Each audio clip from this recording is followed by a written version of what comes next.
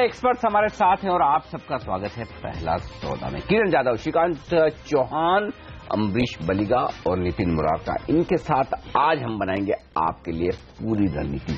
चलिए, तो कहाँ है नजर? सबसे पहले एशिया पे और एसजीएक्स निफ्टी पर। एशिया में क्या है? शंघाई छोड़ दीजिए, हमारे काम का नहीं है। हांगकांग उन्हें 200 अंक ऊपर है, ताइवान हरे निशान में, लेकिन कोरिया देखिए, कोरिया कितना मजबूत है, 1.5% मजबूत है। निक्के में थोड़ा सा मामला ढीला ढाला है, लेकिन निक्के तो अलग चलता है, उसका कोई दिक्कत वाली बात नहीं। तो एशिया एकदम परफेक्ट है। अब आइए एसजीएक्स निफ्टी 30 से 40 की रेंज में एसजीएक्स निफ्टी ट्रेड कर रहा है धीमे धीमे, थोड़ा अभी 32 है, ये भी परफेक्ट है। और प्रीमियम देखिए, कल तो वैसे गिर गई थी, 5 ही पॉइंट रही, लेकिन आज बढ़ेगी। मेरे ख्याल से हम 15 पॉइंट के आसपास की प्रीमियम आज फिर से देख लेंगे, 12-15 पॉइंट के। तो मैं राउंड फिगर में 12 निकालता हूँ, 8320 ये एसजीएक्स निफ्टी से हमारा ओपनिंग लेवल में रहा। प्रीमियम की बात कही, मैं इस पे एक सवाल लेना चाहता हूँ। तेजी हो रही है लेकिन प्रीमियम घट जाती है, ये बताइए, लोग अभी भी इस तेजी पर विश्वास नहीं कर रहे, यही मानना चाहिए? ये बहुत सही सवाल है हेमंत, और ये इसकी वजह बता दूं। कल जो प्रीमियम तेजी से घटी निफ्टी में भी और बैंक निफ्टी में, दोनों में आधी रहेगी। 12 पॉइंट की प्रीमियम 5 पॉइंट रहेगी निफ्टी, और बैंक निफ्टी की 43 पॉइंट की प्रीमियम 21 पॉइंट रहेगी। क्यों? 8300 और 18500, ये दो लेवल ऐसे हैं जिनको लोग मानते हैं कि मुश्किल वाले हैं पार करना। अब या तो इसे स्क्रीन पे पार करें आप, जिसके लिए बड़ी खरीदारी चाहिए, या गैप से खुले कोई खबर से। तो लोगों को क्या लग रहा है, ऐसा गैप से खुलने का तो कोई रीजन है नहीं। ठीक बात है। तो फिर 8300 के नजदीक हमारी प्रॉफिट बुकिंग कर लें, या फिर थोड़ा हल्के हो जाए। तो ये हल्के होने की जो प्रवृत्ति है तेजी करने वाले ट्रेडर्स में, अच्छा इसमें सबसे बड़ी बात है, ऊपर के लेवल पे मंदी करने वालों से ज्यादा तेजी करने वाले डर रहे हैं। ठीक बात है। क्योंकि मंदी करने वाला का तो स्टॉप लॉस आज ट्रिगर होगा 8300 के ऊपर खुल के टिकने में, ये वजह प्रीमियम घटी। बिल्कुल, तो चलिए घबराइए मत, मेरा पॉइंट ये था कि इससे आपको चिंता नहीं होनी चाहिए, कहीं लोग डर जाएं कि अरे यार प्रीमियम तो घट रही है, तेजी शायद नहीं करनी चाहिए। तेजी करनी चाहिए, हमारे सारे एक्सपर्ट बुलिश हैं। कुछ और स्टॉक्स हैं जहां पर अच्छी तेजी बनती हुई दिख रही है। किरण, फोर्टिस हेल्थ केयर, खबरें तो देखिए काफी दिनों से हैं कि प्राइवेट इक्विटी कंपनी हिस्सेदारी खरीदेगी। वैसे टीपीजी का नाम आगे है, टीपीजी हिस्सेदारी खरीदेगी। देखना होगा कितनी खरीदती है और क्या ओपन ऑफर ट्रिगर होता है। अगर वो हो गया आप तो बड़ी तेजी बन जाएगी फोर्टिस में। नहीं होता है तो फिर देखना होगा किस भाव पर डील होती है। लेकिन कल जिस तरह से क्लोजिंग हुई है फोर्टिस हेल्थ केयर की, ये बताइए क्या और बड़ी तेजी के लिए ये शेयर तैयार हो रहा है? अगर किसी का नजरिया हो 1 साल का इस शेयर में, तो पैसा बनेगा ना? बिल्कुल बनना चाहिए हेमंत जी। इसने एक एम लेवल 195 का है, वो कंसिस्टेंटली इसके ऊपर 2 दिन से ट्रेड करता नजर आ रहा है। ये लेवल होल्ड करना, यही एक बहुत इंपॉर्टेंट बात रहेगी फोर्टिस के बारे में बात करें तो। अगर हम लंबे पैमाने के चार्ट देखें तो ये ओपन ब्लू स्काई टेरिटरी में ये स्टॉक ट्रेड कर रहा है, यानी नो रेजिस्टेंस जोन है। तो ये सारी बातें अगर देखते हैं तो ये बिल्कुल अगले 1 साल का डिलीवरी बेस्ड बाइंग कैंडिडेट रहेगा, जहां पे आपको बहुत अच्छी बढ़त देखने को मिलेगी। जो प्राइस पैटर्न है इसका टारगेट करीबन आता है 270-280 लेवल्स, जो कि अगले 3 से 4 महीने में आ जाना चाहिए। एक बार इन नए टेरिटरी में ये स्टॉक चलना चालू कर देगा तो फ्रेश एक्यूमुलेशन देखने को मिलेगा, फ्रेश डिमांड देखने को मिलेगा, और इधर से और भी बढ़त देखने को मिलेगी। तो मेरा स्टॉप लॉस करीबन 185 का रहेगा और टारगेट करीबन 200-270 के रहेंगे अगले 3 महीने के हिसाब से, और अगले 1 साल के हिसाब से करीबन ये स्टॉक करीबन 320-340 लेवल्स के को टच करता हुआ देखेंगे हम। मेरे को है ना इनका ओपन ब्लू स्काई बहुत पसंद आता है। ये मतलब मैंने पिछली बार समझा था, ओपन ब्लू स्काई टेरिटरी का मतलब ऐसा कि शेयर एकदम अलग रेंज में निकल गया, जो कितना भी ऊपर जा सकता है, उसके लिए कोई रुकने की जगह है। वैसे तो हम मुंबई में रहते हैं, हमारे तो इतना पोल्यूशन नहीं है, ओपन ब्लू स्काई देखने की चांस कम मिलती है। पुणे में जरूर दिख जाता है। तो मतलब श्रीकांत भी हमारे साथ, वैसे तो मार्केट में खुल गया है, तो एक बार श्रीकांत से पूछता हूँ, 5 पैसा कमजोर खुला है रुपया, थोड़ा सा कमजोर है, खास बात नहीं है। तो ये श्रीकांत, ये ओपन ब्लू स्काई वाला जो मामला है, इनमें जो भी ये पैटर्न आता है उस शेयर में फिर बढ़िया फर्स्ट क्लास तेजी होती है। देखिए, वो डिपेंड करता है कि उसने कंसोलिडेशन किया है कि नहीं किया है, या मल्टी ईयर ब्रेकआउट हो रहा है कि नहीं हो रहा है। जैसे अभी लाइक फोर्टिस की बात करें तो भारत इलेक्ट्रॉनिक्स की अगर बात करें, बीएल, ओके, तो उसने 700 के करीब काफी अच्छा वक्त गुजारा था, 3-4 साल निकाल दिए थे। अच्छा। और उसके बाद जब इसने क्रॉस किया तो वो जनरली ओपन स्काई में चला जाता है। तो उस केस में हम उसको बोलते हैं कि शायद ये 2 गुना, 3 गुना, 4 गुना तो हो सकता है। और वैसे बहुत सारे एग्जाम्पल्स है। अभी फोर्टिस अगर आप देखेंगे तो पिछले 2 साल से इसी रेंज में, लेकिन अगर आप पिछले मुझे लगता है कि 2009 से देखोगे तो 190 के करीब तो ये बहुत बार गया था। अच्छा, स्प्लिट के बाद भी अगर आप देखेंगे तो उसके चार्ट को तो 190 के ऊपर तो बहुत बार सही बात है। तो ये मल्टी ईयर ब्रेकआउट है। तो मैं इससे भी बोल सकता हूँ कि शायद ये भी स्टॉक आने वाले शायद 2 या 3 साल में डेफिनेटली मिनिमम डबल तो हो सकता है कि जो ऑलवेज रिटर्न्स काफी अच्छे रहेंगे। शॉर्ट टर्म में भी अगर आप देखेंगे तो उसमें एक असेंडिंग ट्रायंगल बना हुआ है, 200 के ऊपर बंद नहीं आ रहा था, कल फर्स्ट टाइम बंद दिया है। तो नेट ओवरऑल कंसोलिडेशन देख के मुझे लगता है कि स्टॉक कम से कम 230-40 तो डेफिनेटली नया आ गया असेंडिंग ट्रायंगल। बहुत मुश्किल काम है, आपका काम मुश्किल है भाई। हम तो ओपन अच्छा, बेसिकली बात है कि ओपन ब्लू स्काई ये देखने के लिए लंबे चार्ट देखने पड़ेंगे, है ना, ताकि आपको पता चले कि ये आप ध्यान रखिए। देखिए, थोड़ा साथ में सीखने में हर्ज नहीं है। हमारे एक्सपर्ट क्या कह रहे हैं, जो भी टेक्निकल एक्सपर्ट जब इस टर्म का, इस शब्द का इस्तेमाल करते हो, आप ये समझिए कि ये शेयर दोगुना तिगुना होने के लिए तैयार है। तब आप थोड़े लंबे चार्ट के हिसाब से और इन्वेस्टमेंट के एंगल से इन शेयरों के बारे में सोचे, ये राय है। लेकिन एक शेयर इन्वेस्टमेंट के बारे में, हालांकि राय तो अम्बरीश आपकी खरीदारी की होगी नहीं, फिर भी मैं तो पूछूंगा, सुज़लोन। वो मैं इसलिए पूछ रहा हूँ 2-3 वजह। अब ऐसा लग रहा है कि क्या ये खरीदने का वक्त आ रहा है क्या, कॉन्ट्रा कॉल लेकर। पहली बात तो क्या थी कि पिछली बार ऑपरेटिंग लेवल पर लंबे समय के बाद 7-8 क्वार्टर के बाद ये प्रॉफिट में ऑपरेटिंग लेवल पर। दूसरा, परसों तांती साहब ने कहा कि भाई 50% कर्ज कम करने की हमारी कोशिश है। तीसरा, आज ये खबर पड़ रहा था कि 800 करोड़ रुपए पी फंड से जुटाने की इनकी योजना है। तो 2 सवाल है मेरा। पहला तो ये कि अगर आप खरीदारी की राय दे रहे हैं तो ठीक है, खरीदारी की राय नहीं दे रहे तो फंसे हुए तो इतने इन्वेस्टर हैं जिसका कोई हिसाब किताब नहीं, लंबी लिस्ट होगी, करोड़ों होंगे। तो क्या उनको अब इस भाव में नहीं बेचना चाहिए, थोड़ा इंतजार करें? एब्सोल्युटली, क्योंकि इसमें तो कॉन्ट्रैक्ट कॉल तो बनता है। And in fact I have been saying this for a while, last 9 months to 12 months मैं यही बता रहा हूँ कि I mean this should be bought at the levels of about 13 to 15 levels जहाँ पे अभी है। Because one, clearly they are repairing the balance sheet, वो तो दिख रहा है to a certain extent. I think it will take possibly as 1.5-2 years more for the balance sheet to be repaired. Order flows काफी ठीक ठाक आ रहे हैं। And at the same time, there is clearly a focus from the government as far as clean energy is concerned. Solar पे तो clearly focus है, wind energy पे भी थोड़ा बहुत focus है. And I think the biggest, positive for the investors is the investment of Mr. Sanghvi. So, he is a clear watchdog on the management, क्योंकि management का जो corporate governance levels है, clearly you can't give it a very high ranking. ठीक बात है. We have seen the past. But then clearly someone like him being there as a large investor is clearly positive for the small retail investors. मतलब संघवी साहब कुछ तो करेंगे, इतना पैसा डाला है, इस अलग फील्ड में गए, लोगों ने सवाल भी उठाए, तो कभी कुछ तो होगा। तो मुझे लगता है कि यहाँ से डाउनसाइड लिमिटेड है, upside immediately may not be too high, क्योंकि हर एक लेवल पे लोग अटके हुए हैं। So unless this stock moves beyond that 28-30 levels, वहां तक तो अटक के चलेगा। ठीक बात है, सप्लाई रहेगी। शायद उसके बाद ही चल सकता है। So those who have patience possibly for the next 1.5-2 years, उन्हीं को लेना चाहिए। Otherwise I think one should be happy if they getting about. मैं ये देख रहा था हेमंत, आजकल है ना अम्बरीश जी है ना संकट मोचक हो गए हैं बहुत लोगों में, जो फंसे हुए लोग हैं, जैसे कोई पार्टी में और इसमें तो पिटे हुए स्टॉक में। देखिए, ये अम्बरीश की खासियत है कॉन्ट्रा कॉल लेने की। तेजी के मार्केट में वो कहेंगे प्रॉफिट बुक किए, मंदी के मार्केट में खरीदने, एग्जैक्टली टाइमिंग जो करते हैं परफेक्ट है। सुज़लोन पर ध्यान रखिए, लेकिन ध्यान रखिए उन 20 शेयरों पर जहां पर आज एक्शन होना है। 7:30 से 8 बजे हम आपको बता देते हैं स्टॉक 2020 में टॉप ट्रेडिंग आइडियाज कौन से, और रिटर्न्स तो आप देख रहे हैं पिछले कई दिनों से इतने जबरदस्त आ रहे हैं इन टीम में। तो आज कौन से हैं 20 बेहतरीन ट्रेडिंग आइडियाज आपके लिए स्टॉक 2020 का अपडेट।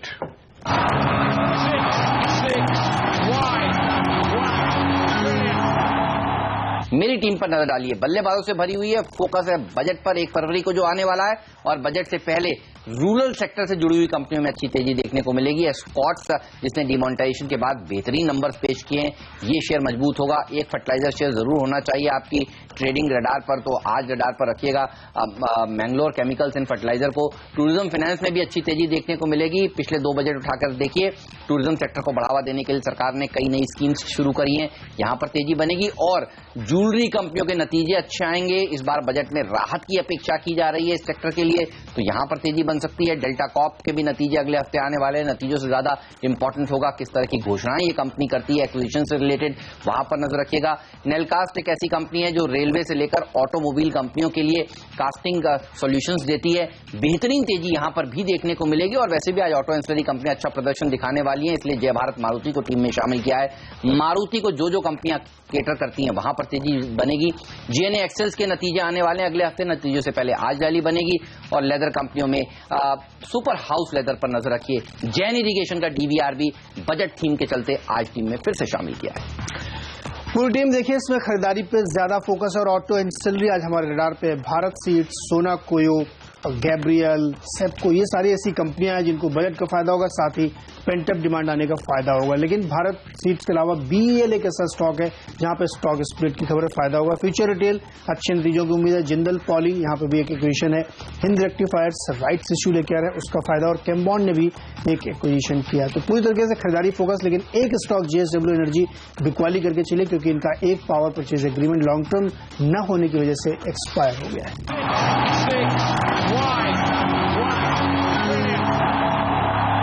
तो ये वो स्टॉक्स हैं जो आज इंटरडे में बेहतरीन प्रदर्शन दिखा सकते हैं। और आज कॉमन थीम जो दिख रही है वो ऑटो एंसिलरी स्टॉक्स दिख रही है। ऑटो एंसिलरी स्टॉक्स में तेजी इसलिए भी लोग कह रहे होगी क्योंकि मारुति का जो नया प्लांट है गुजरात का वो शुरू हो रहा है फरवरी में।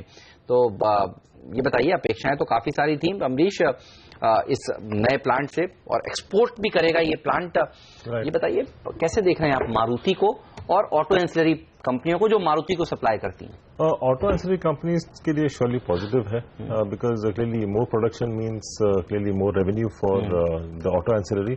पर मारुति ऑलरेडी काफी चल चुका है and I think with this fresh production जो उनका वेटिंग लिस्ट है वो तो कम होगा। But again due to demonetisation clearly slow down तो है न्यू बुकिंग्स पे, but that is not reflected in the stock price which has still held on at those higher levels. तो मुझे लगता है कि यहाँ से बहुत ज्यादा अपसाइड मारुति में नहीं मिले। तो कौन सी ऑटो एंसिलरी आपको पसंद है? मुझे याद है एसी बनाने का काम सुब्रोस करती थी, नीरज आज बता रहे थे कि स्टीयरिंग बनाने का काम सोना कोयो करती है, काफी सारी कंपनियां हैं। बट देन आपको क्या पसंद? I think there is one stock which is there in your list, Nelcast, जो शायद ज्यादा लोग ट्रैक नहीं करते हैं। Exactly. And it's been languishing at levels of about 51। So that's one stock which I think should do well क्योंकि like Nelcast basically produces under chassis for commercial vehicles जहाँ पे ज्यादा इफेक्ट नहीं आया है डिमोनेटाइजेशन का। And I think this is one sector which will continue doing well because clearly if you're talking of India growing, infrastructure growing, I think it's the CVs and the LCVs which will do well. तो मुझे लगता है कि Nelcast लेना चाहिए। अच्छा, Nelcast लेना चाहिए, ओके। अमरीश, माफ कीजिए, अमरीश नहीं, नितिन जी, कोई शॉर्ट किया जाए क्या? एफएनओ में कोई स्टॉक है जहां आपको लगता हो कल शॉर्ट वोट पोजीशन बनी? और एक और मैं चीज आपसे जो पूछना चाहता था जेपी एसोसिएट के बारे में, आज एफएनओ बैन में आ गया, ये बैन में क्या तेजी की पोजीशन बनने की वजह से आया या शॉर्ट बने इसमें? देखिए जी, मेरे ख्याल से तेजी की पोजीशंस काफी बनी है जेपी एसोसिएट में और ये करीब इस एक्सपायरी में 8 रुपए से 10.5 रुपए तक आया और काफी ज्यादा ओपन इंटरेस्ट इस पीरियड में बना है। तो ये जो बैन पीरियड में आया बिकॉज ऑफ लॉन्ग पोजीशंस, तो हो सकता है धीरे धीरे अनवाइंडिंग हो जो लॉन्ग पोजीशन बनी है बैन में आने के कारण। तो अब इसमें मोमेंटम आपको अपसाइड का हो सकता है, नहीं हो, और थोड़ा धीरे धीरे नीचे आ सकता है। दूसरा स्टॉक अनिल जी जो कौन सा था? कोई भी शॉर्ट अगर आपको लगता हो जिसमें कल आपको लग रहा है शॉर्ट पोजीशन वगैरह बनी और बाजार समझो गैप से खुलने के बाद थोड़ा कमजोर होने के संकेत है तो वहीं शॉर्ट कर देंगे आप? देखिए, शॉर्ट पोजीशन बनी तो पेट्रोनेट में है, कल इसमें शॉर्ट बिल्डअप भी हुआ है, वॉल्यूम्स भी बढ़े हैं और चार्ट्स भी वीक है। बट जैसे निफ्टी पे व्यू आ रहा है कि 8400 तक निफ्टी जानी चाहिए, उसको देखते हुए शॉर्ट में बहुत ज्यादा कंफर्टेबल नहीं होंगे क्योंकि आपका कैपिटल और मार्जिन ब्लॉक हो जाता है। उससे बेटर है कि कई सारी अपॉर्चुनिटीज आपको बाइंग में मिलेगी क्योंकि एफआई से स्टॉक्स में भी बाइंग है, एडवांस डिक्लाइन रेशियो आज बेटर आपको मिल सकता है। तो बेटर है कि आप बाई साइड रहें, बट फिर भी शॉर्ट पोजिशन बनाना चाहते हैं तो पेट्रोनेट जिसमें कि कल बिल्डअप है और टेक्निकली भी ब्रेकडाउन है, इसमें टारगेट करीब 350 रुपए का रख सकते हैं, स्टॉप लॉस 370 का होगा। तो इस पर नजर रखिए। आज ऑटो शेयरों में मजबूती के साथ खुलने के संकेत दिख रहे हैं। आइशर देखिए 1/4% मजबूत खुलेगा, हीरो मोटोकॉर्प 1.25% मजबूत खुलने की तैयारी कर रहा है और ये ट्रेड्स देखिए प्री ओपनिंग ट्रेड्स के सेटल हो चुके हैं अब। साथ ही मारुति देखिए जिसका नया प्लांट अब फरवरी में शुरू होगा, भार्गव साहब ने कल खुद ये घोषणा करी है गुजरात में जो समिट चल रहा है। और हीरो मोटोकॉर्प भी मजबूती के साथ खुलने के संकेत दे रहा है। बजाज ऑटो शेयरों में अच्छी तेजी देखने को मिलेगी, इस तरह के संकेत मिले। अच्छा, एंडोरेंस एक और ऐसा स्टॉक है जिस पर नजर होनी चाहिए क्योंकि इसने अपने जर्मनी का प्लांट शुरू कर दिया है और ये शेयर देखिए हाल ही का आईपीओ था, 44 गुना सब्सक्राइब हुआ था और डिमांड काफी देखने को मिलती है। अगेन ऑटो एंसिलरी स्टॉक है, मैं वही बोला आपकी थीम में फिट है ये। बिल्कुल 4% की मजबूती देखिए। प्लांट शुरू हुआ है, वही खबर है ना। जर्मनी में प्लांट शुरू किया इन्होंने और पहले भी जर्मनी में कई कंपनियां इन्होंने पहले भी खरीदी हुई है, तो जर्मनी में इनकी पैक थी। एक्चुअली जर्मनी में बहुत सारी ऑटो का तो बड़ा हब है ना, ग्लोबली बड़ी बड़ी कंपनियां ऑटो वाली। BMW देख लीजिए कहाँ, BMW जर्मनी। जर्मन कार्स का मजा है, मशीन स्ट्रॉन्ग है। एग्जैक्टली। कुछ इस पे राय रखते हैं अमरीश, जर्मनी की कारों पर, और सबसे बड़ी दमदार इंजन वाली कारें वही होती है। They are the safest. वो लोग बोलते हैं कि अगर आपको कार में आगे बैठना है, खुद को चलानी है तो BMW चलाइए, पीछे बैठना है तो मर्सिडीज में बैठिए। सही है ना? एब्सोल्युटली। आप तो यूज करते हैं। आप कौन सी चलाते हैं? मर्सिडीज चलाता हूं। वाह क्या बात है। चलिए, लेकिन ना एक और सवाल मेरा मेटल शेयरों पर है नितिन से। नितिन, मेटल शेयर में मजबूत तो दिख रहे हैं, क्या कहीं कोई खरीदारी करनी चाहिए आपके हिसाब से? आपने एक मेरे ख्याल से अपनी पिक में दिया था हिंडाल्को, राइट? इसके अलावा देखिए जी, मेटल्स में इनफैक्ट जितने भी सेक्टर्स हैं सबसे ज्यादा आउट परफॉर्मेंस अगर आप रिलेटिव स्ट्रेंथ देखेंगे तो मेटल्स में ही है। और लास्ट 2-3 दिनों में ओआई एडिशन भी और एक्सपायरी से सारे के सारे स्टॉक्स में बिल्डअप हुआ है। मुझे लग रहा है कि यहां से अगर फ्रेश बाइंग करना है तो एक तो हिंडाल्को है और दूसरा टाटा स्टील है। दोनों में 2-3 दिनों में भी ओपन टेस्ट बिल्डअप है और चार्ट्स भी पॉजिटिव हो रहे हैं, तो हिंडाल्को एक बाय करके चल सकते हैं, दूसरा टाटा स्टील में आप बाइंग कर सकते हैं। ये हिंडाल्को टाटा स्टील में खरीदारी करिए, ये राय निकल कर आ रही है। और आप देखिए आज ऑटो एंसिलरी स्टॉक्स, गैब्रियल, सोना कोयो, एंड्योरेंस, ये सब, जीएनए एक्सेल्स, ये भी हमने बताया था आज 2020 में। अच्छा। देखिए ये भी मजबूती के साथ खुलने की तैयारी कर रहा है। फोर्टिस हेल्थ केयर जिसका जिक्र हमने कुछ देर पहले किया, ये स्टॉक लॉन्ग टर्म के लिए बड़ी तेजी के लिए तैयार हो रहा है। और आप जो बता रहे थे stocks, Adani power, Tata power, देखिए ये भी मजबूती के साथ खुलने की तैयारी हो रहे हैं। एक और स्टॉक है एस्कॉट्स जो पसंद था किरण को, और किरण को टाटा मोटर्स भी पसंद। अच्छा, 3 में से 2 स्टॉक्स देखिए किरण ने आज कहा है कि ऑटो स्टॉक्स होने चाहिए, तो ऑटो एंसिलरी शेयर सबसे अच्छा प्रदर्शन दिखाने वाले होंगे आज। वो कहते हैं राजा के पीछे प्रजा, तो राजा है ऑटो स्टॉक्स, प्रजा है ऑटो एंसिलरी स्टॉक्स, तो दोनों साथ साथ में। जब जाहिर सी बात है इनका नसीब तो उन्हीं के साथ जुड़ा हुआ है ना भाई। ऑटो शेयरों में डिमांड है, ऑटो कंपनियां अच्छी करेगी तो ऑटो एंसिलरी कंपनियों के उनके प्रोडक्ट पार्ट्स दिखेंगे, ये तो सीधा सीधा बात है। तो यहाँ पर आज नजर रखिए आज का एक्शन भरा सेक्टर। जब स्टॉक 2020 में सुबह हमारे दोनों कैप्टन्स ने बोले, एक ने भी नहीं बोला, दोनों ने ही बोल दिया, तो फिर तो ये होना पक्का। अच्छा, 40 अंक ऊपर, 0.5% ऊपर खुल रहे हैं हम प्री ओपनिंग सेशन में, बेहतरीन मजबूती है। 75 अंक ऊपर है हम सेंसेक्स पर, मिड कैप इंडेक्स भी लगभग 0.5% ऊपर है और सबसे कहीं अरे बैंक निफ्टी तो अपने पहले टारगेट के ऊपर ही खुल रहा है, 125 पॉइंट ऊपर। 18,500 के पार निकलता हुआ 1% के आसपास की मजबूती। तो शानदार खरीदारी के साथ बाजार की शुरुआत होगी, लेकिन वहां से आगे बढ़ना। अच्छा, पहला टारगेट भी 8,325 का वहीं खुलेगा। अब तो फिर जिन लोगों के शॉर्ट है उनको तो डर लगेगा 8,300 तक टूटना मुश्किल है, तो 8,350 की तरफ बढ़ेंगे। चलिए पहली टिक आपकी स्क्रीन पर आती हुई 125 अंक ऊपर सेंसेक्स और निफ्टी 40 अंक मजबूत खुलता हुआ 8,330 पर पहली टिक आपकी स्क्रीन पर। मिड कैप शेयरों में 0.5% की मजबूती और बैंक निफ्टी इन सबसे कहीं ज्यादा मजबूत 1% ऊपर खुलता हुआ 125 पॉइंट की तेजी के साथ। कहां से आ रही मजबूती? Top gainer IndusInd bank, CLSA ने कहा कि खरीदिए, तो फिर बाजार में तेजी होती दिख रही है। हिंडाल्को नितिन की पहली पसंद 1.5% ऊपर है।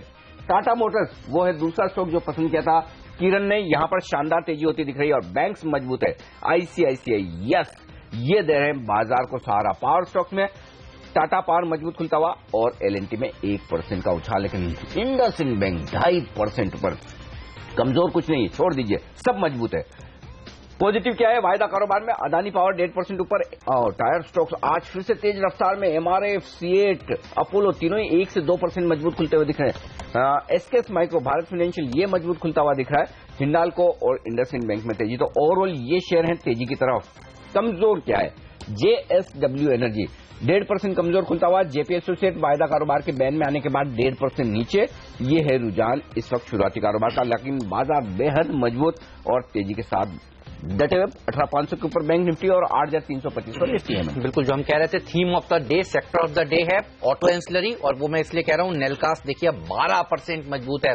ये आज मिस्टर डिपेंडेबल था, अम्बरीश भी कह रहे थे अगर ऑटो एंसिलरी पैक में कोई शेयर खरीदना हो तो ये खरीदिए। एंड्योरेंस देखिए ये शेयर इसलिए तेज है क्योंकि जर्मनी में इन्होंने अपना जो नया प्लांट है वो शुरू कर दिया है, 5% ऊपर। जीएनए एक्सेल जिसके नतीजे अगले हफ्ते आने वाले नतीजों से पहले चलता है, 4% ऊपर। सोना कोयो जो नीरज की टीम का मिस्टर डिपेंडेबल स्टॉक था, ये 4% ऊपर है, और जय भारत मारुति में भी 3% की तेजी देखने को मिल रही है। तो ऑटो एंसिलरी पैक रॉक कर रहा है, ये आप कह सकते हैं। और साथ ही आप देखिए एस्कॉर्ट्स में अच्छी तेजी बनती हुई दिख रही है। सुब्रॉस भी देखिए 3% मजबूत है। तो ऑटो एंसिलरी और ऑटो स्टॉक्स में अच्छी तेजी देखी जा रही है आज फिर से। साथ ही टीसीएस में थोड़ी सी नरमी देखी जा रही है, कल इसके परिणाम है तो ध्यान रखिए परिणामों से पहले थोड़ी सी कमजोरी यहां पर बनी हुई है। लेकिन एफएनओ में कहां पर एक्शन है? सबसे ज्यादा एक्शन मुझे इंडसइंड बैंक में लग रहा है। ब्रोकरेज हाउसेज ने जिस तरह से खरीदारी की राय दी है नतीजों के बाद, ये शेयर क्या जबरदस्त प्रदर्शन दिखा रहा है। बिल्कुल, और शिवा सीमेंट हेमंत जो खबरें तो हम बता ही रहे थे, जेएसडब्ल्यू सीमेंट इनके प्रमोटर की हिस्सेदारी खरीदा, लेकिन एक ब्लॉक डील भी हुई है यहाँ पर, बड़ा सौदा हुआ। 6,40,000 शेयरों का कारोबार हुआ है, 1/3% हिस्सेदारी बदली है, ₹13.73 में। क्या इसका मतलब ये निकाला जाए कि इस लेवल पर कुछ लोग हैं जो बेचकर निकलना चाहते हैं कि अच्छा रनअप हो गया, ₹14 में ओपन ऑफर आएगा, तो फिर ऐसे में 13.73 भी भाव ठीक है जिसमें प्रॉफिट बुक कर लेना चाहिए। कम से कम 6,40,000, हालांकि वैल्यू के हिसाब से कम होता है क्योंकि 6,40,000 शेयर और ₹14 का शेयर तो कोई बहुत बड़ी बात नहीं, लेकिन बड़ा ट्रेड हुआ तो हमें बताना जरूरी है। और दो छोटे छोटे ट्रेड हुए कोटक महिंद्रा बैंक में, ₹710 के दाम पर यहाँ पर एक 3,30,000 का और एक 1.25 लाख शेयर का, यानी कि लगभग समझिए 4.5 लाख शेयरों का कारोबार कोटक महिंद्रा बैंक में होता हुआ दिखा है। ये शुरुआती कारोबार का रुझान है।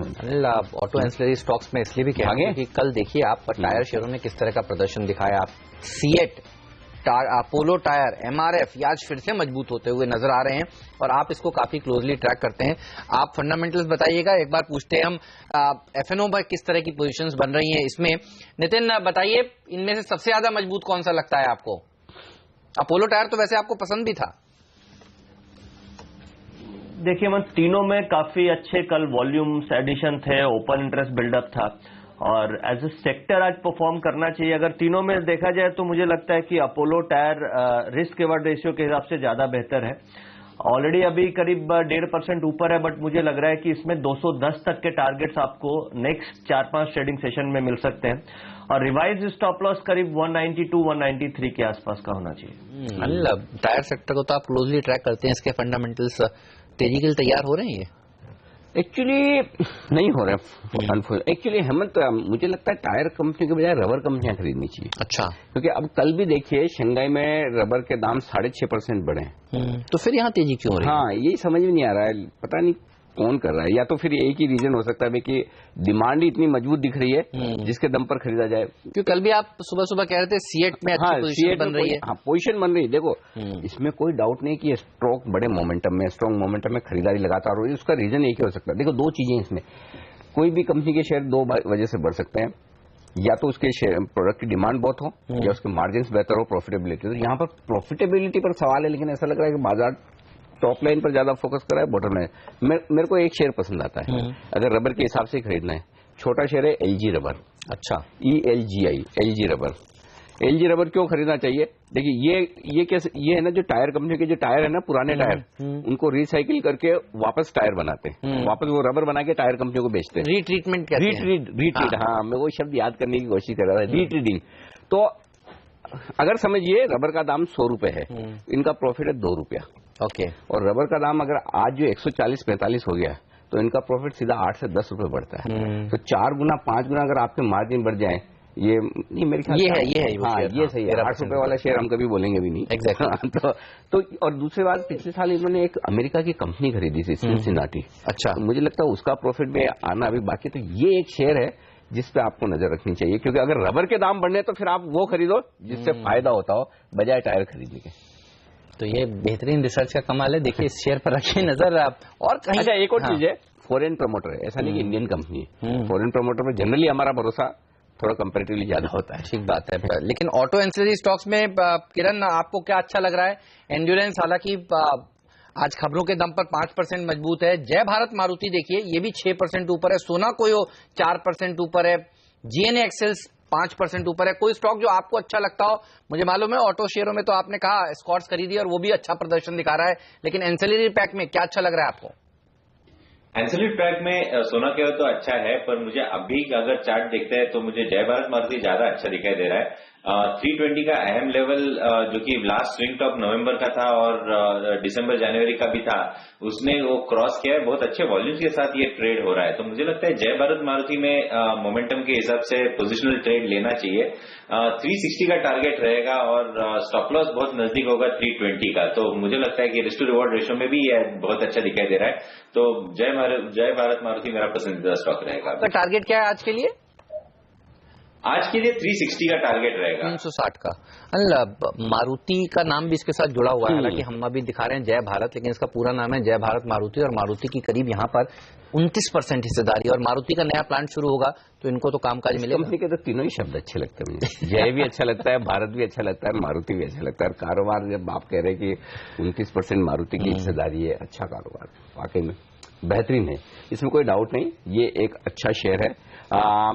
बैंक निफ्टी मजा तो यही है आज के सेशन में। देखिए क्या दमदार खरीदारी हो रही है। लीडरशिप जो बैंक निफ्टी से आती है ना, वो बड़ी काम की होती है, एक्चुअली वो टिकाऊ होती है, सबसे बड़ी बात है। अच्छा एक शेयर श्रीकांत जी आप चार्ट तैयार रखिए बीएमएल का। सरकारी कंपनी में आज फिर से बीएमएल मतलब ये एक बहुत इंटरेस्टिंग लेवल पे ट्रेड कर रहा है। ये लेवल इंटरेस्टिंग क्यों है वो बता दूं। परसों हेमंत जब सबसे पहले आपने कहा कि स्ट्रेटेजिक सेल हो रही है और हम 994 रुपए से इसका वो पकड़ाएं कि भैया ये शेयर घूम गया है, कुछ बढ़ा है कुछ बढ़ा है, अल्टीमेटली 1035 पे हमको जाके पता चला कि स्ट्रेटेजिक सेल है। उसके बाद जो शेयर भागा, मुझे याद है हाई बनाया था 1195 का। ओके ठीक है, 1195 का हाई बनाकर थोड़ा नीचे आया, प्रॉफिट बुकिंग तो आएगी ना 200 सवा 200 रुपए बढ़ने के बाद में। आज उस हाई को क्रॉस कर लिया इसने, इस वक्त एग्जैक्टली उसी लेवल पर है। स्टॉक 2% 1.5% मजबूत है, ओपन इंटरेस्ट 4% बढ़ा है, यानी कि ये स्टॉक ठंडा होने का नाम नहीं ले रहा है, हाई क्रॉस करने की तैयारी में। 1270 के आसपास 75 के आसपास इसका 52 वीक हाई। हाँ, तो ये 52 हफ्तों के ऊपर की तरफ जाने की कोशिश कर रहा है क्या, ये श्रीकांत बताएंगे। सर बताइए। देखिए डील तो होगी, यहाँ सरकार हिस्सेदारी बेचेगी और 26% हिस्सेदारी अगर बिकेगी तो एक ओपन ऑफर भी आएगा। सरकार ने मन बना लिया है और बोर्ड्स ने एक्सचेंजेस को सूचना दी, उसके बाद से वन वे रैली है इसमें। डेफिनेटली जो न्यूज फ्लो है इनफैक्ट देखा जाए तो उसके पीछे इसमें तेजी हुई है, क्योंकि इसमें जो सरकार की जो हिस्सेदारी थी वो कुछ 50% की थी। 26% बिकने के बाद ये वापस गवर्नमेंट के जो कंट्रोल में से निकल जाएगा नेट, तो ये काफी पॉजिटिव होता है। अगर आप इसको इस पर्टिकुलर चार्ट को भी अगर आप लॉन्ग टर्म बेसिस पे देखते हो, जैसे आपने भी जिक्र किया था कि जो लॉन्ग टर्म ब्रेकआउट्स है उसके बाद जो एक एक्टिविटी देखने को मिल सकती है वो इसमें शायद हो सकती है, लेकिन इसके लिए उसको 1800 के लेवल तक जाना पड़ेगा। लेकिन जैसे इसमें मनी फ्लो इंडेक्स है, तो जो भी वॉल्यूम बेस्ड इंडेक्स है ऑसिलेटर्स है, अगर आप उसको स्टडी करते हो तो उसमें एक अचानक से एक तेजी आई हुई है और ये इंडिकेट कर रही है कि इसमें एक जो भी मोमेंटम बना हुआ है वो स्ट्रांग मोमेंटम है प्राइस वॉल्यूम ब्रेकआउट का। ये स्टॉक मुझे लगता है कि 1250-1300 के लेवल्स के आसपास तो बिल्कुल जा सकता है, लेकिन ओवरऑल मोमेंटम ये बता रहा है कि ये स्टॉक आने वाले कुछ महीनों में 1800 के लेवल्स को भी छू सकता है। काफी अच्छा शानदार ब्रेकआउट है, करंट लेवल से हम इससे लॉन्ग करके चल सकते हैं। वापस अगर आप देखेंगे तो ये भी एक पब्लिक सेक्टर यूनिट है, एंटरप्राइजेस है, जिसमें अच्छी तेजी बनी हुई है और ये पूरा सेक्टर परफॉर्म कर रहा है। अंडर ओनरशिप काफी है, आई थिंक ये बढ़ना चाहिए। आज की क्रेडिट श्रीकांत को नहीं आपको और श्रीकांत दोनों को बांट देते हैं। 1195 के पार निकलकर जो इतना कॉन्फिडेंस, एक स्टॉक हेमंत जो मुझे लगता है आज स्टॉक ऑफ द डे ये हो सकता है निफ्टी में। मुझे कोई पता नहीं, कोई खबर नहीं, कुछ नहीं, जो मुझे स्क्रीन का एक्शन दिख रहा है वो बता रहा हूँ। टाटा स्टील, टाटा स्टील लेकर आइए, सिर्फ टाटा स्टील लेकर स्टॉक 2020 के सुपरस्टार हम फटाफट बताएंगे। टाटा स्टील में क्या हो रहा है, 2.5% बढ़ने की मेरे पास कोई वजह नहीं है। ऐसा नहीं कि ग्लोबली कोई डॉलर सारे लेकिन ये सही है, लेकिन हेमंत इसके साथ देखिए आप क्यों मैं टाटा स्टील पर ही ज्यादा जोर लगा रहा हूँ। 5% ओपन इंटरेस्ट टाटा स्टील जैसे शेयर में सुबह सुबह बिना बताइए। खबर ये है, मैंने कल 2-3 ब्रोकरेज हाउसेस की रिपोर्ट्स पढ़ी हैं। ओके, उसमें वो लोग यही कह रहे हैं कि मेटल कंपनियों में अगर एक कंपनी सबसे अच्छे रिजल्ट्स ले सकती है तो टाटा स्टील ले सकती है। ब्रोकरेज हाउसेस काफी बुलिश हैं इस पर, और नतीजों के मूव्स नतीजों से पहले बनते हैं हमेशा। परफेक्ट। देखिए खबर का, एनालिसिस का, रिसर्च का ये फायदा है। तो एक्शन स्क्रीन पर दिख रहा है, आपको पता है क्यों बढ़ रहा है, हेमंत ने बताया। अब ये शेयर जो भागने को तैयार है, हिंदाल को तो आपने बता दिया नितिन जी, अब बताइए टाटा स्टील भी खरीदेंगे इस लेवल पे? लेकिन जी टाटा स्टील में कल ही पोजीशन बनी थी, करीब 5% का ओपन इंटरेस्ट कल क्लोजिंग तक था। अभी ओपनिंग में आप देख रहे हैं कि करीब 4.5-5% ओपन इंटरेस्ट ऐड हो गया, यानी कल पूरे दिन में 5% और अभी 15 मिनट में 5%, यानी एग्रेसिव बाइंग हो रही है।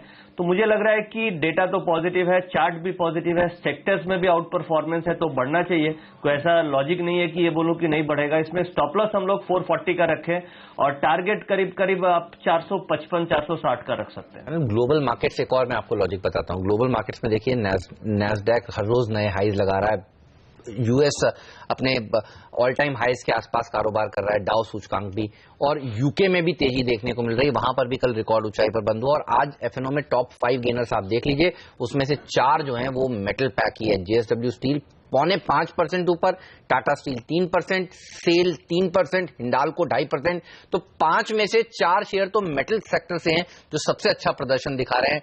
मेटल इंडेक्स बेहतरीन प्रदर्शन दिखाता हुआ। जेएसडब्ल्यू स्टील पर भी एक राय लेते हैं। किरण, ये भी स्टॉक देखिए क्या अच्छा प्रदर्शन दिखा रहा है, आज डेज हाई पर है सारे के सारे मेटल इंडेक्स भी और स्टॉक्स भी। ये कैसा लगता है आपको? टेक्निकली अच्छा चार्ट पैटर्न है हेमंत जी, पर डेरिवेटिव डेटा देखते हैं तो डेरिवेटिव डेटा में कुछ ओपन इंटरेस्ट एडिशंस खास करके दिखाई नहीं दे रहे जेएसडब्ल्यू स्टील में। सिर्फ 0.66% के ओपन इंटरेस्ट एडिशन है, तो वो सराहनीय बात नहीं है। हालांकि टेक्निकल चार्ट्स पे ये बहुत ही शानदार मूव दिखाई दिए हमने, करीबन 180 से 187 बहुत अच्छे वॉल्यूम। छोड़ दीजिए, कुछ नहीं है तो छोड़ दीजिए, 1 मिनट किरण जाने दीजिए। अगर जिसमें कुछ नहीं क्यों बात करें। इस बीच टाटा स्टील देखिए, ये है मजा स्क्रीन का कि खबर आने के पहले आपको पता चलता है कि प्राइस एक्शन क्या होता हुआ दिख रहा है। मैं आपको बताता हूं, खबर भी आ रही है वाले सारे स्टील प्लांट बंद होंगे और चीन में स्टील प्लांट बंद होने का मतलब ये कि बाकी तमाम कंपनियों के लिए फायदा, और उन कंपनियों के लिए ज्यादा फायदा जो दुनिया भर में प्रेजेंस रखती है। और हमारी तो एक ही कंपनी वैसी टाटा स्टील, हालांकि हिंडाल्को भी है लेकिन वो एल्यूमिनियम में, ये स्टील वाली बात है। तो स्टील वाली बात में फिर जब ग्लोबल स्टील कंपनी इंडिया की जो है वो है टाटा स्टील, यूरोप में इतने बड़े ऑपरेशन है, बेचने के बावजूद भी काफी है, तो ये बड़े फायदे की बात है हेमंत। ये देखिए दिन के हाई पर, और ये जो कैपेसिटीज बंद हो रही है, खबर ये आ रही है कि ये ओवरऑल स्टील कैपेसिटीज का 9% हिस्सा था। सर कैसे देख रहे हैं आप इन खबरों को? काफी पॉजिटिव है। मुझे याद है केमिकल कंपनियां जब बंद हुई थी तो भारत में सारी केमिकल शेयरों में तेजी बनी थी। अब ये स्टील और खास तौर पर मीडियम फ्रीक्वेंसी फर्नेसेस को ये बंद कर रहे हैं, इसको आप किस तरह से रीड कर रहे हैं? इसमें यही डिफरेंस है कि केमिकल कैपेसिटीज जब भी बंद करते हैं you can restart with in a decently short time. Okay, steel में जब बंद करते हैं तो रीस्टार्ट करने में काफी टाइम लग जाता है। Exactly. ये रिसर्च का फायदा देखिए, इसे कहते हैं एग्जैक्ट चैनल। बेहतरीन सर। तो क्या कितनी तेजी बनेगी टाटा स्टील में और बाकी मेटल कंपनियों में? तेजी तो श्योरली बनेगी अभी यहाँ से भी, because of this news. I mean I will not be surprise because of this news Tata steel going up possibly another 7 to 8% from here. शायद 500 क्रॉस नहीं करे, पर आई think it can move up another 7-8%। ओह, क्या तेजी बन रही है। देखिए चाहे वो जेएसडब्ल्यू स्टील हो या फिर टाटा स्टील हो, अच्छी रैली बनती है। फिर इसमें तो तेजी बनेगी ना हेमंत। तो मुझे लगता है अच्छा, सेल देखिए, सेल 4% मजबूत हो गया है और ये भागने लगा है। लेकिन एक स्टॉक जो अभी तक नहीं भागा, जिसमें बननी चाहिए, वो फिर जेएसपीएल है, जिंदाल स्टील एंड पावर। और ये ऐसे तो आ रही, लेकिन एक चीज मैं बताऊं, ये बहुत टाइम से बैन में आया नहीं है। इसे बैन में आने का वक्त हो रहा है। अच्छा, छोटी छोटी मेटल कंपनियां भी देखिए, हमारी टिकट टीम बता रही है सब ऊपर है। उषा, मार्टिन, भूषण स्टील, सारी की सारी। याद है आज चांदी हो गई है मेटल कंपनियों। शुक्रवार को बात कर रहे थे कि देखिए ये उषा मार्टिन ने 5,000 रुपए दाम बढ़ाए। भूषण स्टील परसों भूषण स्टील आपकी टीम में था। तो ये सब चीजें होनी, तो एक जेएसपीएल पे मैं राय लूंगी। मुझे लगता है जेएसपीएल शायद नितिन के रडार पर होना चाहिए। नितिन से पूछा जाए, नितिन खरीदा जाए कैसे? लेकिन ये चार्ट में तो अच्छा है, but open interest addition previous trend के हिसाब से बहुत अच्छा नहीं है। मुझे अगर मेटल में एक स्टॉक जाना होगा तो आइदर टाटा स्टील और हिंडाल्को ज्यादा बेटर है, क्योंकि उसमें अंडरलाइंग पोजीशंस काफी बनी है। बट जेएसडब्ल्यू स्टील में अगर आप थोड़ा सा व्यू लंबा लें और डिलीवरी बेस करें तो मुझे लग रहा है 86-87 तक का टारगेट आना चाहिए। और 76 पे आज काफी अच्छी बाइंग हुई है ओपनिंग के बाद, तो 76 का स्टॉप लॉस और 84 से 85 तक के targets. India bulls housing finance, ये शेयर लाइए स्क्रीन पर जरा। और इंडिया बुल्स हाउसिंग फाइनेंस में क्या हुआ है, एक बड़ा ट्रेड हुआ है 692 रुपए 20 पैसे पर। कितना बड़ा? बहुत बड़ा है। 16,06,000 शेयरों की डिलीवरी बेस्ड ट्रेड हुई है। किरण चार्ट तैयार रखिएगा, मैं आपके पास आ रहा हूं। क्या हुआ है, 0.5% हिस्सेदारी बदली, बड़ी कही जाएगी भाई। इंडिया बुल्स हाउसिंग फाइनेंस में 0.5%, बड़े दिनों बाद इसमें आज एक ये ट्रेड, जनरली ये सूट हो गया, भूल गए थे हम तो ये शेयर भी है। ठीक तो सारे हाउसिंग फाइनेंस एनबीएफसी से थोड़ा एक्शन खत्म हो गया तो रडार से निकल गया, लेकिन आज वॉल्यूम के हिसाब से ये बड़ा एक्शन हुआ है। 16 लाख शेयरों का कारोबार, वो भी 700 रुपए वाला शेयर, तो एक्शन तो हो रहा है। हालांकि ओपन इंटरेस्ट इतना बना नहीं, लेकिन प्राइस एक्शन तो शुरू हो गया है। किरण से चार्ट पर राय ली जाए, किरण सही लेवल है क्या खरीदने का इसे? हाँ, खरीदना चाहिए मोमेंटम के हिसाब से, और स्टॉप लॉस भी स्ट्रिक्ट रखना चाहिए। 695 का क्लोज स्टॉप लॉस रहेगा, और मुझे लगता है कि इधर से करीबन 706, 707 के लेवल्स आज देखने को मिल जाने चाहिए। एक और हेमंत, एक और श्रीराम ट्रांसपोर्ट, क्योंकि बात निकली फाइनेंस कंपनी की, ये एक और फाइनेंस कंपनी। अच्छा, इसमें भी एक बड़ा ट्रेड हुआ है, साथ ही हुआ है, इंडिया बुल्स के साथ ही। क्या प्राइस में हुआ है? 939 रुपए में श्रीराम ट्रांसपोर्ट में ट्रेड हुआ है, और यहां पर ओपन इंटरेस्ट भी बढ़ा है। जी हाँ, 2% ओपन इंटरेस्ट बढ़ा है, 1% शेयर में तेजी, 78,000 शेयरों का कारोबार हुआ। तो श्रीकांत, इसके चार्ट पर आप राय दीजिए, क्या इससे खरीदा जा सकता है? श्रीराम ट्रांसपोर्ट भी बड़े दिनों से ठंडा पड़ा, मेरे ख्याल से ये एक्चुअली पिछले कई दिनों से लोगों का फोकस बैंक शेयरों पर हो गया, एनबीएफसी कोई देख नहीं रहा। तो ये क्या सही लेवल है उछलने के लिए यहाँ से? अनिल जी, और सेकंड बाइंग डेफिनेटली, अगर आप ओवरऑल कमर्शियल व्हीकल्स के रिलेटेड जितने भी स्टॉक्स है उनमें भी काफी अच्छी एक बिक वाली दिखी गई थी, और ये स्टॉक जो था वो 1200-1300 के आसपास ट्रेड कर रहा था, वहां से वर्टिकली गिर गया था। लेकिन अगर आप इसके लॉन्ग टर्म चार्ट्स को देखते हो तो उसमें जो डी ट्रेंडिंग लेवल आता है, डी ट्रेंडिंग लेवल वो आ रहा है 800 रुपए का। उसके बाद इसमें काफी अच्छे एक बाउंस बैक, अच्छा एक उछाल दिखा गया था। और अभी इसमें अगर वॉल्यूम्स अगर हो रहे हैं तो ये वॉल्यूम और जो प्राइस पैटर्न है वो पूरे ओवरऑल फॉर्मेशन को सपोर्ट कर रहा है। तो मुझे लग रहा है कि इसमें एक V shape kind of recovery हो सकती है आने वाले दिनों में, क्योंकि इसका जो रिवर्सल फॉर्मेशन है वो काफी स्ट्रांग है।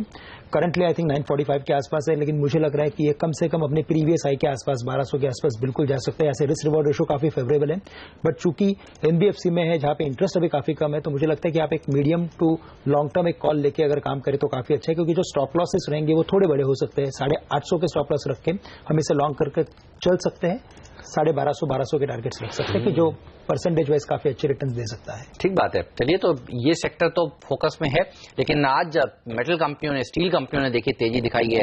अनिल, जेएसडब्ल्यू स्टील अब 6% ऊपर हो गया है, तो सबसे अच्छा प्रदर्शन एफएनओ में अगर कोई एक शेयर दिखा रहा है तो जेएसडब्ल्यू स्टील है, फिर सेल है, फिर टाटा स्टील है, फिर जिंदल स्टील एंड पावर है, फिर हिंडाल्को है, और टॉप 10 में देखें तो हिंदुस्तान जिंक और एनएमडीसी वेदांता भी शामिल है। तो टॉप 10 एफएनओ गेनर्स में से 8 तो मेटल ही है, और क्या जबरदस्त तेजी। और जो टॉप 2 गेनर है हेमंत, बीएमएल और टाटा स्टील अपने यहाँ आइडेंटिफाई हुए हैं, देख लीजिए। तो सबसे पहले हमने आपको बताया कि देखिए इन 2 शेयरों पर आप नजर रखिए, यहाँ पर बड़ी तेजी। अच्छा, एक राय मैं सोच रहा हूँ जेएसडब्ल्यू एनर्जी पर ली जाए, अगर एक शॉर्ट कॉल लेना ही हो तो क्या जेएसडब्ल्यू एनर्जी पर लिया जा सकता है क्या? किरण, जरा चार्ट देखिए, अगर बाजार कमजोर हो सपोज यहाँ से, तो क्या जेएसडब्ल्यू एनर्जी गिर सकता है? आज उतना गिरा नहीं शायद जितना गिरना चाहिए था। ये नहीं, ऐसा नहीं लगता है मुझे ज्यादा गिरेगा। टेक्निकल चार्ट्स बहुत ही अच्छे है, और 6250 पे बहुत इंपॉर्टेंट सपोर्ट है। 6250 अगर क्रैक करता है तभी एक रिव्यू लेना चाहिए, नहीं तो मुझे लगता है कि नेगेटिव संकेत के चलते शॉर्ट कवरिंग की वजह से ये स्टॉक वापस एक बार उछलता दिखाई दे सकता है। तो 6250 पे थोड़ा सा ध्यान रखना चाहिए, उसके नीचे ही शॉर्ट करने की सलाह होगी। इसके नीचे 62 रुपीज 50 पैसे, 62.50 के नीचे शॉर्ट करे। ओके, और अभी चल रहा है 64 रुपए क्या? ओके, वो बहुत दूर है, मतलब शॉर्ट सिग्नल आ नहीं रहा एक्चुअली। बाजार में जब इतनी तेजी हो तो फिर एक्चुअली उसने बचाया है। चलिए, इस नोट पर लेंगे ब्रेक, लेकिन ब्रेक से पहले हम विदा लेंगे श्रीकांत चौहान से, अम्बरीश बलिगा जी से। शुक्रिया सर, आप दोनों का समय निकालने के लिए, इस चर्चा में आज शामिल होने के लिए। किरण जाधव और नितिन मुरारका हमारे एक्सपर्ट हमारे साथ बने रहेंगे, और एक्शन काफी और है। जी हाँ, मेटल शेयर तो अच्छा प्रदर्शन दिखाई रहे हैं, और कौन से स्टॉक्स में तेजी या मंदी करके आप बना सकते हैं पैसा, ये सब बताएंगे छोटे से ब्रेक के बाद। देखते रहिए देश का नंबर 1 बिजनेस चैनल सीएनबीसी आवाज।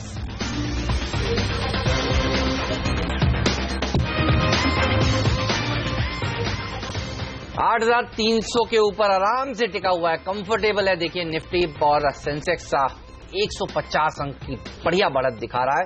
एडवांस डिक्लाइन रेशियो देखिए, एक गिरने वाले शेयर के सामने 3 मजबूत, और मिड कैप्स में भी तेजी है। बैंक निफ्टी भी 150 अंक की उछाल दिखा रहा है। दरअसल बैंकिंग शेयरों में अच्छी मजबूती, कल फॉलोअप बाइंग, कल की तेजी के बाद आज फॉलोअप बाइंग देखने को मिल रही है और मेटल पैक ने ही अच्छा प्रदर्शन दिखाया है। दिग्गजों की तो बात हमने करी, लेकिन देखिए उषा मार्टिन 10% ऊपर, सनफ्लैग आयरन 6% ऊपर है और दूसरा अच्छा सेक्टर जो प्रदर्शन दिखा रहा है वो तो साफ तौर पर ऑटो एंसिलरी स्टॉक्स ही हैं। आप देखिए तो जबरदस्त तेजी बनती है। ऑटो एंसिलरी जो आपने ढूंढा है हेमंत, उसके साथ फिर आज फिर से एक बार वो जो कल हम बात कर रहे थे, आज फिर से कहनी पड़ी सीएट वाली सीएट। अच्छा, सारे टायर स्टॉक तेज दौड़ लगा रहे हैं, चाहे वो एमआरएफ हो, अपोलो, सीएट हो। अपोलो तो नितिन जी ने बोला भी था खरीदारी करने के लिए, लेकिन सीएट में दमदार पोजीशन बनती हुई दिख रही है। स्टॉक 5% ओपन इंटरेस्ट एडिशन दिखा रहा है, तो स्टार परफॉर्मर सीएट है। नितिन है ना हमारे साथ? हाँ नितिन जी, सीएट खरीदा जाए क्या इन लेवल्स पर? देख लीजिए, डेटा जिस तरीके से ओपन इंटरेस्ट एडिशन आज भी हुआ है इंडिकेट कर रहा है कि अपसाइड आपको 1280 1290 का मिलना चाहिए। सपोर्ट काफी अच्छे बन चुके हैं 1200 1190 की रेंज में, तो मुझे लगता है कि सीएट में यहां से बाय करना चाहिए 1300 के टारगेट के लिए। बट अनिल जी, यहां पे इनफैक्ट एक और स्टॉक मुझे अच्छा लग रहा है, वो है एचडीएफसी बैंक, क्योंकि एचडीएफसी बैंक का वेटेज बैंक निफ्टी में करीब 26% है और उसमें कल बहुत अच्छा ओपन इंटरेस्ट एडिशन हुआ था। दोबारा हम लोग आज देख रहे हैं कि उसमें बाइंग आ रही है और बैंक निफ्टी में पार्टिसिपेशन मिल रहा है, तो एचडीएफसी बैंक भी इंट्राडे या 1-2 दिन का अच्छा कैंडिडेट बाई के लिए हो सकता है। एचडीएफसी बैंक दिग्गज है, कल भी देखिए बैंकिंग शेयरों ने बाजार को सुधारने का काम किया था। लेकिन टीसीएस, इस पर एक राय लेना चाहता हूं। कल इसके परिणाम आएंगे सेकेंड हाफ में। आज थोड़ा ठंडा प्रदर्शन दिखा रहा है। लोग दरअसल आईटी कंपनियों से चिंतित इसलिए भी हैं क्योंकि लोग सुनना चाहते हैं आज देर रात क्या भाषण देते हैं प्रेसिडेंट इलेक्ट यूएस में। बड़ा बताइए, होगा। हाँ, सबसे ज्यादा इंपॉर्टेंट है आज सेकंड हाफ में उनका भाषण सुनना, और मेक्सिको के लोग तो ज्यादा क्लोजली उसको सुनेंगे। ये बताइए, इनकी तो हालत खराब है, सांसें अटकी हुई है, सांसें अटकी हुई है। एग्जैक्टली। तो 9:30 बजे तो इतना बड़ा देश और उसके एकदम पड़ोस में रहना, तो सोचो मतलब क्या हाल है। जिस हिसाब से फोर्ड को इन्होंने हड़काया वर्ड सही है, और देखिए उन्होंने उसके बाद अपना प्लान वापस लिया। ये बताइए, टीसीएस नतीजों से पहले कोई ट्रेड आज लेना चाहते हैं नितिन? अब पोजीशंस इसमें किस तरह की बन रही है ये भी समझाइए। देखिए हेमंत, टीसीएस और इनफैक्ट इन्फोसिस काफी क्लोजली वॉच कर रहा था मैं। उसमें कल हम लोग देख रहे हैं कि काफी शॉर्ट पोजीशन बनी है। कल ड्यूरिंग द मार्केट 11% का ओपन टेस्ट बिल्डअप था, एंड में करीब 6% बिल्डअप हुआ। वहीं टीसीएस में हमने देखा कि अनवाइंडिंग ऑफ पोजीशन है, यानी पूरी की पूरी आईटी पैक्स में आइदर शॉर्ट बिल्डअप है या फिर पुरानी पोजीशन अनवाइंड हो रही है। तो इसको देख के मुझे लग रहा है कि अपसाइड नहीं आनी चाहिए। जैसे आज रात में यूएस प्रेसिडेंट का भाषण भी आना है, उसके बाद ही आप देखेंगे कि क्या मूवमेंट आती है। बट करंट सिचुएशन ये इंडिकेट कर रही है कि इसमें से एक बार अनवाइंड हो रही है पोजीशन, जिसके कारण थोड़ा प्रेशर हो सकता है।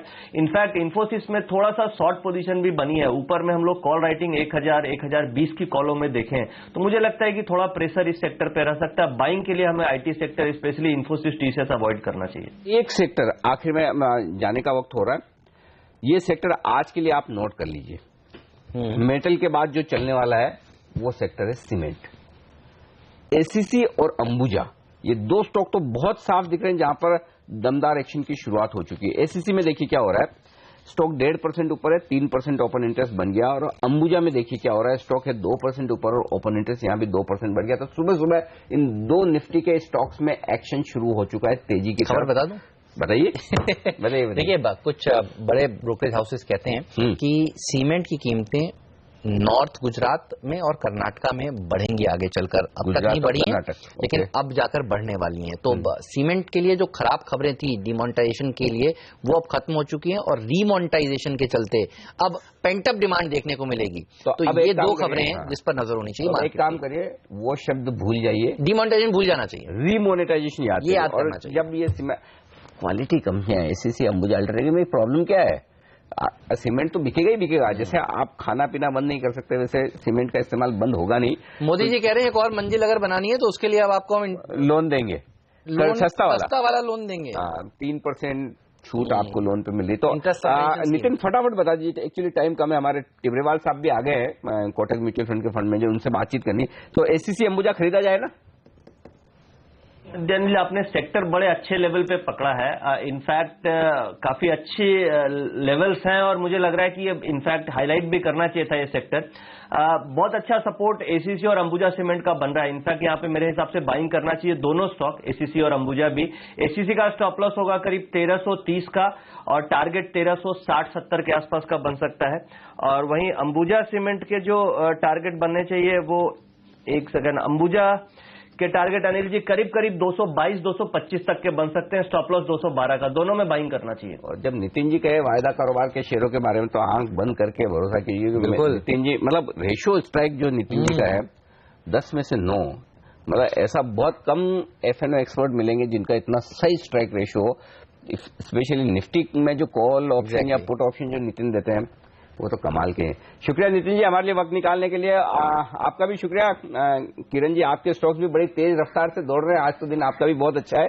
बाजार पौने 200 अंकों पर 8,350 के बेहद नजदीक है। निफ्टी बड़ी तेजी बनती हुई दिख रही। तो बात करेंगे कोटक म्यूचुअल फंड के फंड मैनेजर पंकज टिब्रेवाल साहब से इस छोटे से ब्रेक के बाद।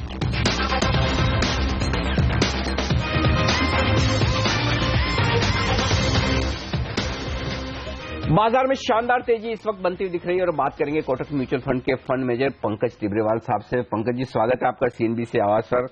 आपको तो धन्यवाद बोलना चाहिए क्यों आप लोग इतना दमदार पैसा लगाए जा रहे हैं बाजार में, एफआईएस का जो डटकर मुकाबला कर रहे हैं जिसकी वजह से इतना कॉन्फिडेंस है। नहीं तो इतना जो बेचा है अब तक तो निफ्टी 7,000 हो जाता। ये बताइए सर, मैं सवाल आपसे बाजार पे नहीं ये पूछना चाहता हूँ, ये जो फ्लो आ रहे हैं आपके म्यूचुअल फंड में, इतना पैसा आ रहा है, ये अभी आ रहे हैं ना, मतलब जनवरी के महीने में या दिसंबर के महीने में कोई कमी तो नहीं है क्योंकि ये नोटबंदी के बाद थोड़ा लोगों का डर था, तो क्या सिचुएशन क्या है ये बताइए। क्लियरली ये जो ट्रेंड हमने 1.5 साल से पहले से देखना स्टार्ट किया वो कंटिन्यू है और हमारा मानना है कोई भी ट्रेंड शॉर्ट टर्म नहीं होता, वो काफी लंबे समय तक चलता है। तो जो हम फिजिकल टू फाइनेंशियल सेविंग्स की बात कर रहे हैं वो पोस्ट डिमोनेटाइजेशन वो पेस और पिकअप हो गया है। जब हम निवेशकों से बात करते हैं तो उनको क्लियर एक डिलेमा है कि पैसा लगाए कहाँ, अपने सेविंग्स को इन्वेस्ट कहाँ करें। क्लियरली रियल एस्टेट की तरफ रुझाव नेगेटिव है, गोल्ड की तरफ रुझाव नेगेटिव है, फिक्स्ड इनकम में आप देख रहे हैं कि ब्याज दर नीचे आने के कारण फिक्स्ड डिपॉजिट्स में रेट कम है। तो डी फैक्टो होके ये क्लियरली इक्विटी मार्केट की तरफ आ रहे हैं। लास्ट ईयर मार्केट्स का प्रदर्शन काफी बेहतरीन नहीं था, उसके बावजूद भी कोई कंप्लेन नहीं है। निवेशक काफी पेशेंटली वेट कर रहे हैं कि ये इक्विटी मार्केट्स में जैसे जैसे इकोनॉमी में एक स्ट्रांग फाउंडेशन ले किया जा रहा है और जैसे जैसे इकोनॉमिक ग्रोथ बढ़ेगा इक्विटी मार्केट्स अपने आप रिटर्न देंगे। तो ये फ्लो में कोई कमी नहीं है और ये काफी अप्रिशिएटिव है कि लास्ट 60 सेशन में एफआई ने करीबन 32 से 33 हजार करोड़ का माल बेचा और सामने डोमेस्टिक ने करीबन 35 हजार करोड़ का माल खरीदा और उसमें डोमेस्टिक म्यूचुअल फंड्स ने 33 हजार करोड़ का माल बेचा। तो आपका ये एनालिसिस सही है कि अगर एफआई खाली बेचता और सामने डोमेस्टिक काउंटर करने को नहीं होते तो क्लियरली मार्केट में डाउनसाइड और हो सकता था। इस बार काफी मैच्योरिटी दिखाई है डोमेस्टिक घरेलू इन्वेस्टर्सों ने और ये ट्रेंड हमें लगता है कि आने वाले not next few months but कई सालों तक अपने आप में चलेगा। सिर्फ अपने आप में एक एसेट क्लास हो गया है, करीबन 3500 से 3600 करोड़ महीने का सिप में आने लगा है और लोग ये कहीं ना कहीं एक्सपीरियंस कर रहे हैं कि डायरेक्ट इक्विटी इन्वेस्टमेंट करना मतलब बहुत खतरे से खाली नहीं है। तो राइट प्रोफेशनल एडवाइजर्स को दिया जाए पैसा, राइट म्यूचुअल फंड एडवाइजर्स को दिया जाए और over a period of time जब वो सिप रिटर्न्स अपने देखते हैं तो दे आर वेरी हैप्पी। तो ये ट्रेंड हमें लगता है कि स्लाइटली लॉन्गर टर्म ट्रेंड है rather than shorter term trend, तो ये बरकरार रहना चाहिए। बहुत बढ़िया बात बताई आपने। तो लोगों ने जो पैसा बैंकों में डाला है उनको बेस्ट विकल्प इक्विटीज लग रहा है। ये बताइए सर कि अगला बड़ा इवेंट है अब बजट, अब चंद दिन बचे हैं, बजट क्या बड़ा ट्रिगर दे सकता है और आपकी अपनी एक्सपेक्टेशंस क्या है, इस बार बजट कैसा रहने वाला है? क्लियरली बजट के पहले हमें लगता है कि 20 तारीख को जब प्रेसिडेंट ट्रंप ऑफिस ग्रहण करेंगे, आई थिंक वो भी एक इवेंट वॉच आउट होगा बिकॉज अभी तक उन्होंने मार्केट से बात नहीं करनी चालू की है, उन्होंने अपने पॉलिसीज को कम्युनिकेट नहीं किया है। बट एक होप ट्रेड चल रहा है यूएस में कि मिस्टर ट्रंप आएंगे, फिस्कल स्टिमुलस आएगा, उसके कारण कमोडिटीज रैली कर रहे हैं, उसके कारण आपने देखा बॉन्ड्स, यूएस बॉन्ड्स में बड़ा सेल ऑफ आ गया है, डॉलर रैली कर रहा है। तो हमें लगता है मिस्टर ट्रंप जब ऑफिस लेंगे तो जब अपने पॉलिसीज को कम्युनिकेट करेंगे तो ये बिट ऑफ होप ट्रेड हो सकता है, एक प्रोबेबिलिटी है जहां थोड़ा रिवर्सल हो सकता है। और आज के दिन जो डॉलर एप्रिसिएशन ट्रेंड वाला ट्रेड है वो काफी ओवर क्राउडेड हो गया, तो एक वो महत्वपूर्ण इवेंट है। सेकंड, अगर आप बजट की बात करें 1 फेब, क्लियरली जो भी हमें इंडिकेशन मिल रहा है और जो भी चीज हम सुन रहे हैं कि गवर्नमेंट चाहती है कि ये बजट काफी बड़ा सिग्नलिंग बजट हो, both on growth as well as fiscal. तो हमें देखना होगा कि मिस्टर जेटली लास्ट टाइम अपने वादे पर खड़े उतरे थे in terms of fiscal deficit. इस बार उनका टारगेट है 3% फॉर FY18। वो किस तरह अचीव करते हैं और किस तरह राइट रोड मैप देते हैं in terms of taxation, disinvestment, वो एक और ग्रोथ को कैसे मैरी करते हैं। I think that will be the best part two watch out. Markets will be watching out that very keenly. और सेकेंड चीज हमें लगता है कि ये गवर्नमेंट काफी रूरल पुश देंगी। अगर हमने लास्ट बजट में ट्रेलर देखा था तो इस बजट में हमें उम्मीद है कि रूरल साइड में हम काफी बड़ा एक पिक्चर देख सकते हैं कि गवर्नमेंट का रूरल पुश काफी बड़ा रहेगा, बॉटम ऑफ द पिरामिड की तरफ पुश काफी बड़ा रहेगा। थर्ड, हमें लगता है कि टैक्सों के द्वारा वो रैशनलाइजेशन करना चाहेंगे, चाहे वो टैक्स स्लैब्स हो या टैक्स रेट्स हो, कहीं ना कहीं एक रैशनलाइजेशन होगा जो कि अर्बन कंज्यूमर्स के हाथ में भी थोड़ा एक्स्ट्रा डिस्पोजेबल इनकम प्रोवाइड करेगा। तो हमें लगता है कि this budget could be a very non conventional और नई आइडियाज प्रेजेंट किए जा सकते हैं इस बजट में। तो काफी वॉश्ड आउट इवेंट रहेगा। और उसके बाद थर्ड इवेंट जो रहेगी क्लियरली इलेक्शन है, जो बाकी 4 से 5 स्टेट में इलेक्शन होने वाला है, वो काफी बड़ा एक सेंटिमेंटल बूस्टर होगा कि किस तरह गवर्नमेंट की पॉलिसीज आगे नहीं होगी। अगर यूपी में बीजेपी आ जाती है या हंग पार्लियामेंट होता है, वो मार्केट कीनली वॉच आउट करेगा। तो ये 3-4 इवेंट्स हमारे हिसाब से नेक्स्ट 4-5 महीने के अंदर मार्केट के डायरेक्शन को शेप अप करने वाला है। आपने एक इंटरेस्टिंग बात की, लेकिन हेमंत मुझे लग रहा है इन सब में एक सबसे इम्पोर्टेंट चीज है, गाठे वाटे की चिंता इस बार है नहीं, पैसा बहुत है सरकार के पास में। एग्जैक्टली अल्टीमेटली तो ये कि टैक्सेशन को लेकर सरकार के झटके न लगा दें, वो जरूरी होगा। सर ये बताइए, कोई 2 बेहतरीन सेक्टर 2017 के लिए आपको लगता है जहां पर बढ़िया एक्शन हो सकता है, निवेश के मौके बन सकते हैं? क्लियरली हमें लगता है कि जो ट्रेंड हम लास्ट 3-4 साल से या 5 साल से देख रहे हैं of migration of value from private public sector banks to private sector banks, वो वैल्यू माइग्रेशन इस साल भी कंटिन्यू रहेगा। और पोस्ट डिमोनेटाइजेशन हम क्लियरली देख रहे हैं कि जो बैंकों के पास टेक्नोलॉजिकल एज है और ह्यूमन कैपिटल एज है, वो इस रेस में और तेज दौड़ेंगे। कल एक प्राइवेट सेक्टर बैंक ने अपने नतीजे डिक्लेयर किए, कहीं डिमोनेटाइजेशन का इम्पैक्ट उनके नतीजों में था ही नहीं। लोन ग्रोथ 25% के ऊपर, प्रॉफिट ग्रोथ 29%। तो क्लियरली ये कहीं ना कहीं इनका मार्केट शेयर गेन हुआ है अलोंग द सेगमेंट्स, और ये ट्रेंड हमें लगता है कि इस साल भी कंटिन्यू रहेगा। तो हम प्राइवेट सेक्टर फाइनेंशियल पर इस साल भी काफी पॉजिटिव है। सेकेंड, हमें लगता है कि ट्रेंड जो ऑटो में हमने देखा है लास्ट 4-5 सालों में, वो ट्रेंड भी कंटिन्यू रहने वाला है, स्पेशली ऑन 4 व्हीलर्स। तो auto, private sector bank, select NBFCs और सीमेंट में 2-3 महीने का पेन हो सकता है because of demonetisation, but ultimately हमें लगता है कि नेक्स्ट 4 साल में जो कैपेसिटी एडिशन है सीमेंट सेक्टर में बहुत कम होने वाला है। तो ये ट्रेंड हमें और इस सेक्टर पर पॉजिटिव कर रहा है। और नियर टर्म को अगर इग्नोर कर दें 2-3 महीने में, तो अगर यहाँ पर गिरावट आती है इस सेक्टर में तो एक बाइंग अपॉर्चुनिटी होगी। ओके, तो वक्त है पंकज टिब्रेवाल साहब से विदा लेने का। सर शुक्रिया आपका समय निकालने के लिए और ये कॉन्फिडेंस वाली बातें हमसे शेयर करने के लिए। बाजार को इससे बहुत कॉन्फिडेंस मिल रहा है। देखिए 160 अंक ऊपर सेंसेक्स है और पंकज जी भी एक ही बात कह रहे हैं, डिमोनेटाइजेशन भूल जाइए, रिमोनेटाइजेशन के ऊपर फोकस करिए। और जो सेक्टर्स आज सुबह से हम बता रहे हैं, मेटल और उसके बाद हमने सीमेंट बताया, एक और सेक्टर है NBFCs और भारत फाइनेंशियल इंक्लूजन। अब बचे हुए समय के लिए हम तो जा रहे हैं, हमारा शो खत्म हो गया। ये शेयर एक्शन दिखाना शुरू कर चुका है और ये शेयर आप रखिए रडार पर, क्या एक्शन हो रहा है, कितनी तेजी बन सकती है, ये हम थोड़ी देर में आपको बताने वाले हैं अगली शोज में। फिलहाल पहला सौदा में आज के लिए इतना ही। आप बने रहिए CNBC आवाज के साथ। आशीष शर्मा हमारे साथ जुड़ेंगे जो आगे का एक्शन लेकर आएंगे। कमोडिटी बाजार की ओपनिंग पर भी उनकी नजर है और आपके तमाम सवालों के भी जवाब देंगे एक्सपर्ट। फिलहाल हम दोनों को दीजिए इजाजत। नमस्कार।